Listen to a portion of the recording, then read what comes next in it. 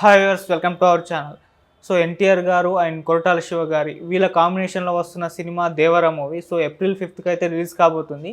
ఈ సినిమాకి సంబంధించిన గ్లిమ్స్ని రిలీజ్ చేశారు. మరి గ్లిమ్స్ ఎలా ఉంది, మరి దీన్ని బట్టి సినిమా ఎలా ఉండబోతుంది, ఈ అంశాల మీద డిస్కస్ చేయడానికి ప్రజెంట్ మనతో పాటు సీనియర్ జర్నలిస్ట్ జయదేవ్ గారు ఉన్నారు. వారితో ఒకసారి డిస్కస్ చేద్దాం. నమస్కారం సార్. నమస్తే అండి. సార్, గ్లిమ్స్ అయితే చూసే ఉంటారు కదా, మరి మీకు ఎలా అనిపించింది, మరి దీన్ని బట్టి సినిమా ఎలా ఉండబోతుందని మనం అంచనా వేసుకోవచ్చు సార్? అంటే ఎలా ఉండబోతుందనే విషయం పక్కన పెడితే ముందు ఎక్స్పెక్టేషన్ ఎవరి వల్ల వస్తుందంటే first thing young tiger, second thing Koratala Shiva గారు. కొరటాల శివ గారు కాన్సెప్ట్లు అంటే గత సినిమాలను తీసుకుంటే ఒక ఆచార్య డిజాస్టర్ అయింది, కానీ అంతకుముందు ఏవి తీసుకున్నా కూడా ఏదో ఒక చిన్న సోషల్ ఎలిమెంట్ పెట్టి తీసే డైరెక్టర్ అని. ఇప్పుడు జనతా గ్యారేజు, శ్రీమంతుడు అసలు దేనికవే ప్రత్యేకం అన్నట్టు ఉంటాయి. అసలు జనతా గ్యారేజ్ అయితే నాకు బాగా నచ్చిన సినిమా అది.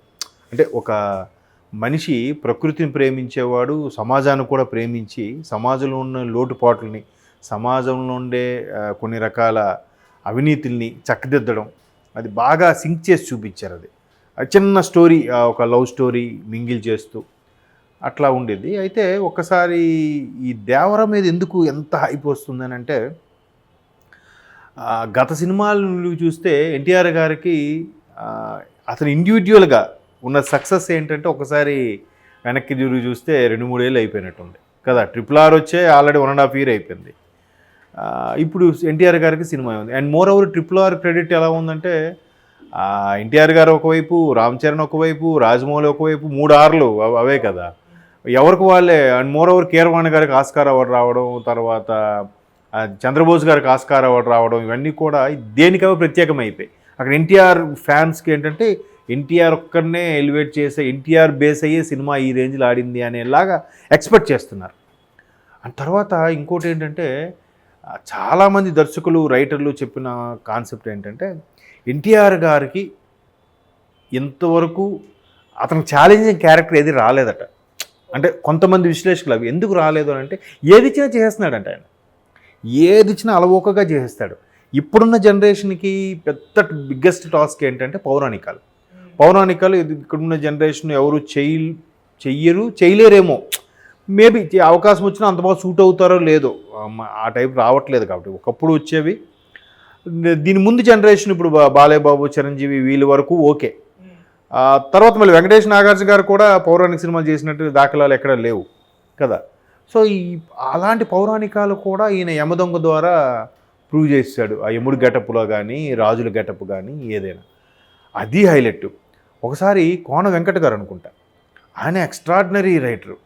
ఆయన బేసిక్గా ఆంధ్ర, ఆయన అన్ని మాండలికాలు కూడా సూపర్గా రాయగల రైటర్ కదా.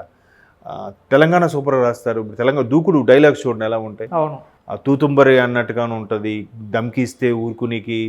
అట్లాంటి తెలంగాణ డెప్త్ లాంగ్వేజ్ కూడా బాగా రాయగల సత్తా ఉన్న రైటర్ కోన వెంకట్. ఆయన ఇంటర్వ్యూలో ఒకసారి ఏం చెప్పారంటే, అసలు అదుర్సుకి అసలు బ్రాహ్మణుడు టైప్లో ఒక అగ్రహారంలో పుట్టి పెరిగిన వ్యక్తి ఎలా చేయగలడు, ఎలా మాట్లాడగలడు అని కూడా బిగ్గెస్ట్ టాస్క్ ఏమనుకున్నాను. అది కూడా అవలేలుగా తీసి పక్కన పడేశాడు ఆయన. సో ఆయన చేయని ఎలిమెంట్ ఏం లేదు. సో అట్లాంటిది ఏదైనా చేయగలడు అనే ఒక ముద్ర అయితే ఉంది కదా. And more over a dialogue అయినా, ఏ సీన్ అయినా సింగిల్ టేక్లో చేసే ఇప్పుడు జనరేషన్లో ఆర్టిస్ట్ అంటే ఎన్టీఆర్ అంటారు. ఇంకా రాని ఎలిమెంట్ ఏముంది ఆయనకి? నవరసాల్లో మెయిన్ యాక్టింగ్ సూపరు, ఫైట్స్ ఎరగదీస్తాడు, ఒరిజినల్గా చేస్తాడు, ఫ్యాక్చర్ చేయించుకున్నాడు, డైలాగ్స్ సూపరు. అన్నిటికన్నా ఇప్పుడు జనరేషన్ కావాల్సింది డ్యాన్స్ అనగానే ఫస్ట్ ఎన్టీఆర్ పేరే చెప్తారు. ఎట్లా అసలు ఒక మనిషిలో ఇన్ని ఎలిమెంట్సా, ఒక మనిషిలో ఇన్ని క్వాలిటీసా కదా. సో అవన్నీ ప్లస్ అయినప్పుడు ఇప్పుడు ఆ గ్లిమ్స్ చూస్తే అసలు మనిషి ఆ గడ్డాలు, ఆ హెయిర్ స్టైలు, వాటితో ఏది అబ్బా ఎన్టీఆర్ గారా ఓకే చేసేస్తాడులే అన్నట్టుగానే ఉంది తప్ప నా వరకు అయితే మాత్రం, అంటే నేను ఫ్యాన్స్ తిట్టుకుంటారేమో తెలియదు కానీ ఏం చేశాడో అనిపించలేదు. ఎందుకంటే ఆయన ఏదైనా ఈజీగా చేసేస్తాడు. ఎప్పుడు చేయనోడు చేస్తే ఏం చేశాడు రా అని అంటాం, కానీ ఎప్పుడు చేసేవాడిని ఏం చేశాడు రా అని అంటాం. ఇంకా ఇది కాదురా, ఇంకా ఈయనకి ఇవ్వాలరా, ఇది కాదు ఇంకా ఏదో ఉంది ఇంకా ఏదో చేయించాలి అనే ఫ్యాన్స్ ఎక్స్పెక్టేషన్స్ ఉంటాయి కదా. అది అయితే నేను అలా ఎక్స్పెక్ట్ చేస్తాను. ఇది ఏముంది అవలేలా చేసేస్తాడు ఆయన. అందులో ఆయన క్లాస్ కన్నా mass hero, man of masses అని మనం ఆ టైటిల్లో కూడా చూడొచ్చు. అవును. ఇంకా మాస్ అయితే ఎరగ తీసేస్తాడు ఆయన. అంటే నరాలు చూసారు, గ్లిమ్స్ అంటారు, అదే నరాలు లెక్కపొడుచుకోవడం అంటారు, వెంట్రుకలు లెక్కపొడుచుకోవడం, అట్లా ఉంటుంది ఆయన పెర్ఫార్మెన్స్. దానికి తోడు కొరటాల శివ అట్లా ఆ సముద్రయానము, లేదంటే సముద్రంలో ఆ ఊచకోతలు ఏవైతే ఉన్నాయో, ఆ రక్తంతో తడిచిన కెరటాలు ఈయన కాలుకు తడవడం, అందుకే దీన్ని ఎర్ర సముద్రం అంటారేమో అని అనడం. అంటే యాక్చువల్గా ఎర్ర సముద్రం ఒకటి ఉంది, నీలం సముద్రం ఉంది, పేర్లు అంటే రెడ్ సీ అంటారు ఇంగ్లీష్లో, మృత సముద్రం ఉంది, డెడ్ సీ అంటారు. సో ఆ ఎర్ర సముద్రం అనే కాన్సెప్ట్ని ఇక్కడ మన నేటివిటికి తగ్గట్టుగా చూపించడం అనేది అది కొరటాల శివ ప్రత్యేకత. ఇప్పుడు శ్రీమంతుడు అనే కాన్సెప్ట్ ఎంతగా జనాల్లోకి వెళ్ళిందంటే, ఆ తర్వాత చాలామంది సెలబ్రిటీస్లు ఊరిని దత్తత తీసుకోవడం స్టార్ట్ చేశారు. కొన్ని స్వచ్ఛంద సంస్థలు కూడా ఊరిని దత్తత తీసుకోవడం స్టార్ట్ చేశారు కదా. సో అంత బాగా జనాల్లో చొచ్చుకుపోయింది ఆయన తీసినవన్నీ కూడా. ఆయన ఒకసారి ఇంటర్వ్యూలో కూడా అదే చెప్పారు, నేను ఒక మహా అయితే ఇంకొక 4-5 సినిమాలు తీస్తానేమో, 4-5 సినిమాలు కూడా తీసి తర్వాత నేను ఆపేస్తాను. ఆయన ఒక రకమైన డివోషనల్ డెడికేటెడ్ పర్సన్. అంటే ఎంతసేపు ఒక సోషల్ ఎలిమెంటు మనం తీసే సినిమాల్లో సమాజంలో ఏ ఒక్క 10 మంది చేంజ్ అయినా, 10 మంది వ్యక్తుల్లో ఇన్స్పిరేషన్ కలిగించినా చాలు నా లైఫ్కి అనే తత్వం ఉన్న మనిషి కొరటాల శివ. సో ఆయన ఇంకా ఆల్రెడీ జనతా గ్యారేజ్ వీళ్ళిద్దరు కాంబినేషన్లో వచ్చింది. కాకపోతే ఇప్పుడు వచ్చే కాంబినేషన్ కొత్తగా ఏంటంటే, జనతా గ్యారేజ్ గారికి దేవి డిఎస్పి మ్యూజిక్, ఇప్పుడు అనిరుద్ధ్ ఇప్పుడు ఫామ్లో ఉన్నారు కాబట్టి తమన్ లేదా అనిరుద్ధ్ వీళ్ళిద్దరి పేర్లు ఎక్కువగా వినిపిస్తున్నాయి. అనిరుద్ధ్ బ్యాక్గ్రౌండ్ స్కోర్ వరకు ఇంకా మరి చెప్పక్కర్లేదు. ఇంతవరకు జైలర్ లాంటి సినిమాలు చూస్తే సినిమా ఒక ఎత్తు అయితే దాని బ్యాక్గ్రౌండ్ స్కోర్ ఒక ఎత్తు. ఆ తర్వాత విక్రమ్ అది కూడా అంతే కదా, మెయిన్ బ్యాక్గ్రౌండ్ స్కోరు ఆ సాంగ్సే. సో అందుకు ఆయన తీసుకున్నారు. ఇంకో పెద్ద సూపర్బ్ ఫ్యాన్స్కి ఇంకోటి ఏంటంటే, దేవర పార్ట్ 2 కూడా ఉందని ఆల్రెడీ అనౌన్స్ చేశారు కదా. దేవర 1 ఇప్పుడు గ్లిమ్స్ ఆల్రెడీ మంచి సమ్మర్ టైంలో రిలీజ్ చేయాలని ప్లాన్ చేస్తున్నారు. డేట్ కూడా ప్రకటించారు, April 5th.